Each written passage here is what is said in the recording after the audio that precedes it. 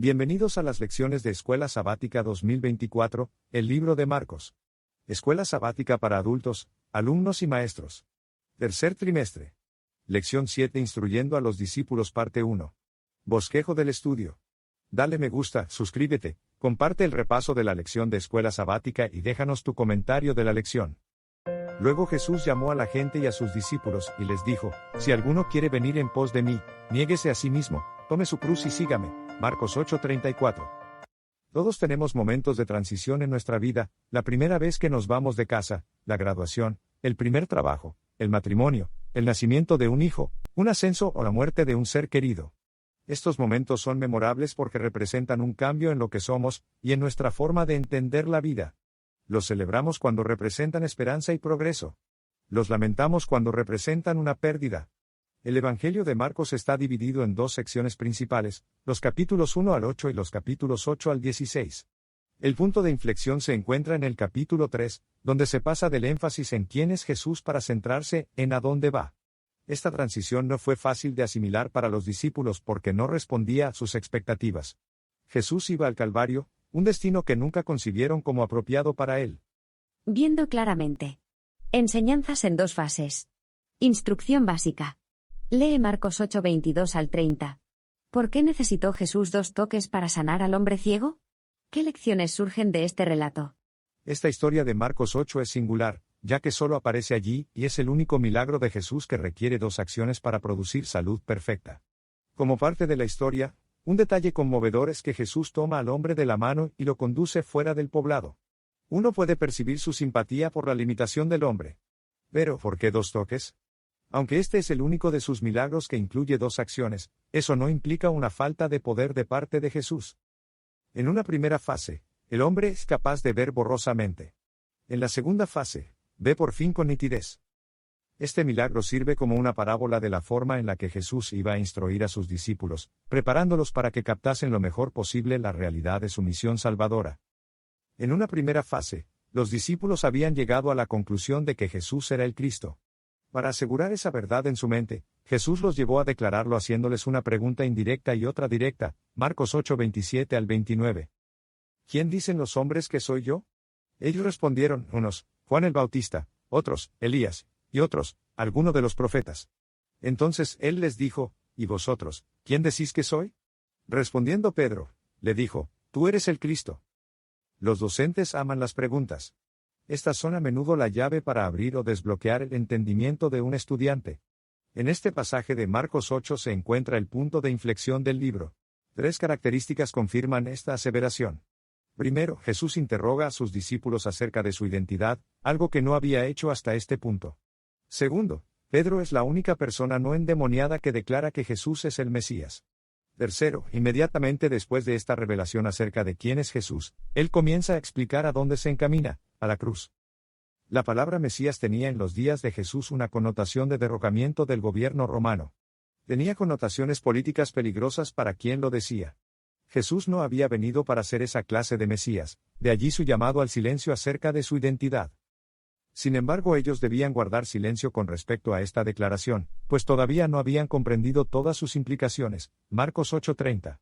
Proclamar esta verdad podría haber acortado el ministerio de Cristo. ¿Qué nos enseña esta historia acerca de algunos momentos en los que es importante no decir ciertas cosas, sin importar cuán ciertas puedan ser? A veces la falta de tacto en determinados momentos puede provocar situaciones difíciles. No importa si es la verdad. La forma en que se dice y el lugar pueden provocar más mal que bien. Necesitamos orar a Dios para que nos indique el momento oportuno, no importa si es a la esposa, el hijo, el amigo o el hermano que ha flaqueado. El costo del discipulado. Conocimiento pleno. Lee Marcos 8:31 al 38. ¿Qué dice aquí Jesús acerca del costo de seguirlo? El texto dice que comenzó a enseñarles que le era necesario al Hijo del Hombre padecer mucho, por los principales sacerdotes y por los escribas y ser muerto y resucitar después de 3 días. A esto se le suman estas palabras de Jesús. Y llamando a la gente y a sus discípulos, les dijo, si alguno quiere venir en pos de mí, niéguese a sí mismo, y tome su cruz, y sígame. Porque todo el que quiera salvar su vida, la perderá, y todo el que pierda su vida por causa de mí y del Evangelio, la salvará. Porque, ¿qué aprovechará al hombre si ganare todo el mundo, y perdiere su alma?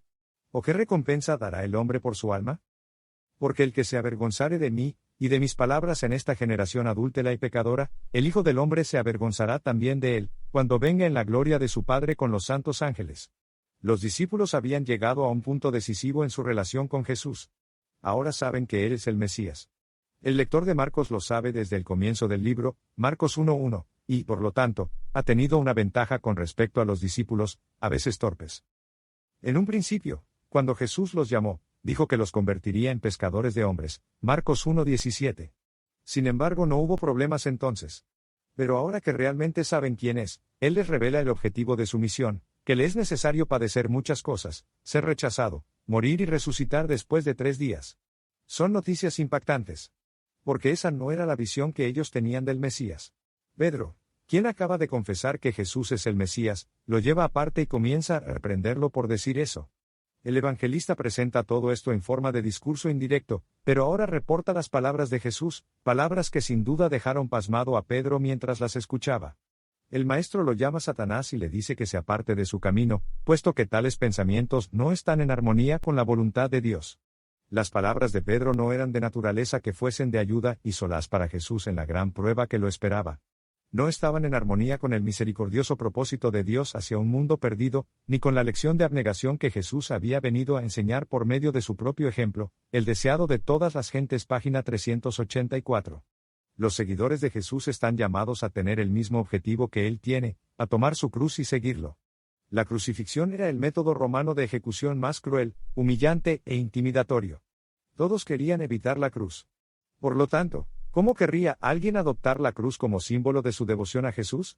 Sus seguidores debían estar dispuestos a pisar el mismo camino, tomar la cruz y vivir o morir por el precioso don de la salvación, ayudando a otros a encontrarla. Jesús no solo explica el costo del discipulado, sino también su gran recompensa. En la paradoja de la fe cristiana, perder la vida llega a ser la manera de encontrarla. En contraste, ganar el mundo entero pero renunciar a la vida eterna carece de sentido, así como el misionero Jim Elliot lo expresó en su diario personal, el 28 de octubre de 1949, no es tonto quien da lo que no puede conservar para ganar lo que no puede perder.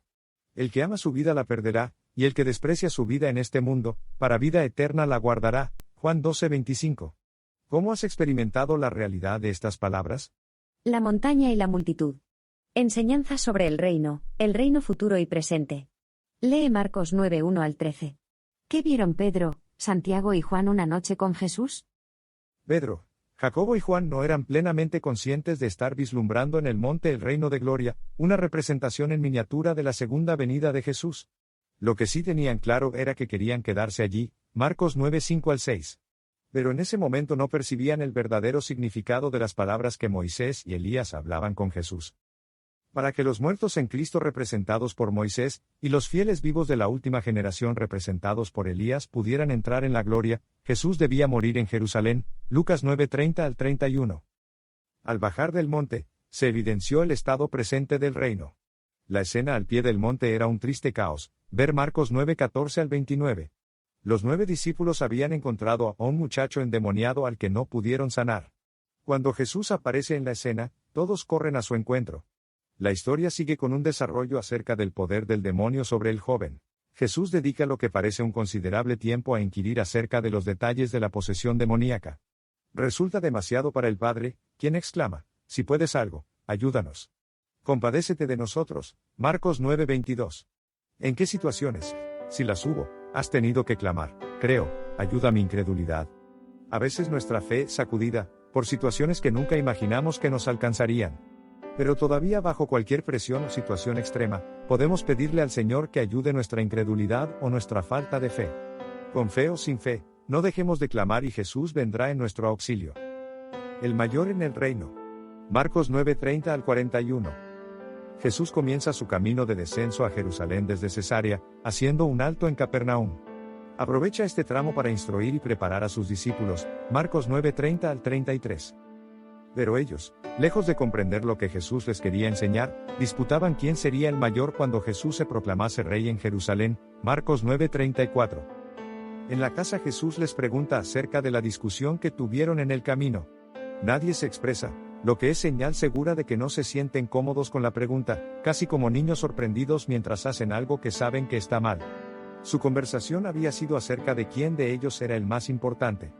Aunque la mayoría de la gente no lo admitiría, esta pregunta acerca de quién es el más importante es algo en lo que todos piensan. Pero, en el reino de Dios, esta idea resulta invertida. Para intentar explicarles quién era el mayor en el reino les dio dos enseñanzas. Primera enseñanza, Marcos 9:35 al 37, Jesús afirma claramente que para ser el primero, el más importante, es necesario llegar a ser un servidor. Tomando a un niño, escenificó la grandeza en el reino, los primeros son los últimos, el mayor es el siervo, el más pequeño y humilde ha de ser tratado como si fuese Jesús mismo. Segunda enseñanza, Marcos 9:38 al 41, todos tienen su parte que hacer, y nadie debe ser desechado cuando hace la obra de Dios, por pequeña que ésta sea. El Señor afirma que ayudar a otros mediante el servicio cristiano, aun de maneras modestas, no pasa inadvertido en el cielo. Si quieres ser grande, piensa en que en el reino de los cielos el mayor es el que sirve. Dedica tu vida al servicio y Dios te llevará a grandes alturas, que ni siquiera tú imaginas. El servicio es el camino a la grandeza. La persona sana en el infierno. ¿Cómo entrar en el reino? Lee Marcos 9:42 al 50. ¿Qué tienen en común las enseñanzas de Jesús de este texto? Atarse una enorme piedra al cuello y echarse al mar, cortarse una mano, un pie, o sacarse un ojo. ¿Son formas extrañas de salvarse? No. Marcos 9:42 al 48. Si tomamos estas palabras literalmente como muchos lo hacen con la frase donde el gusano de ellos no muere, y el fuego nunca se apaga, Marcos 9:44, 46 y 48, tenemos que llegar a las siguientes conclusiones. 1. Los redimidos vivirán eternamente con un cuerpo mutilado. 2. Los malvados sufrirán eternamente, pero, al menos, su cuerpo estará entero. A primera vista, este pasaje parece un conjunto de enseñanzas dispares de Jesús agrupadas, sin una razón en particular. Sin embargo, una mirada más cuidadosa revela que cada enseñanza sucesiva contiene una palabra clave que la vincula con la anterior. El pasaje gira en torno a tres términos o expresiones principales que hacen avanzar la instrucción paso a paso: ocasión de caer, fuego y sal. La primera enseñanza es acerca de los pequeños, en referencia a los nuevos creyentes. En el reino de Dios, se encomienda a los maestros y los líderes la responsabilidad de velar por estos nuevos conversos con especial cuidado, a semejanza de los requerimientos éticos del Antiguo Testamento para el cuidado de los más vulnerables en la sociedad de antaño, las viudas, los huérfanos y los extranjeros. Jesús habla hiperbólicamente de que sería preferible ser ahogado en el mar antes que hacer pecar a uno de estos pequeños. La expresión clave ocasión de caer conduce hacia la enseñanza más prolongada dentro de este pasaje. Dos dilemas confrontan al lector. En primer lugar, ¿está Jesús realmente enseñando a la gente a amputarse un brazo, una pierna, o sacarse un ojo?